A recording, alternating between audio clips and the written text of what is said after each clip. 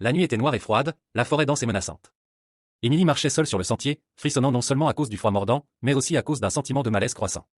Elle se rendait chez sa grand-mère, qui habitait une petite maison isolée à l'orée du bois. Soudain, un bruit de branches cassées retentit derrière elle. Émilie se retourna brusquement, son cœur battant à tout rompre. Mais elle ne vit rien que les arbres dénudés et les ombres dansantes. Elle se remit en route, essayant de calmer son imagination. Mais quelques minutes plus tard, elle entendit le bruit de nouveau, plus proche cette fois. Émilie se sentait paralysée par la peur, incapable de bouger. Soudain, une silhouette massive surgit des arbres, se dressant devant elle.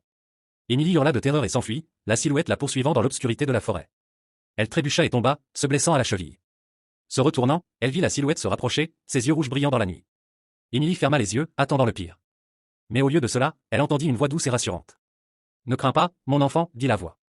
Je suis là pour te protéger. » Émilie ouvrit les yeux et vit une femme âgée vêtue de blanc se tenir devant elle. La femme lui tendit la main et l'aida à se relever. « Qui êtes-vous » demanda Émilie, encore tremblante de peur. « Je suis la gardienne de la forêt, répondit la femme.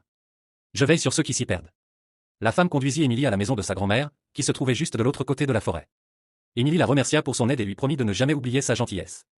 Le lendemain, Émilie raconta à ses parents ce qui s'était passé. Ils ne la crurent pas, pensant qu'elle avait rencontré une simple randonneuse. Mais Émilie savait ce qu'elle avait vu, et elle n'oublierait jamais la nuit où la gardienne de la forêt lui avait sauvé la vie.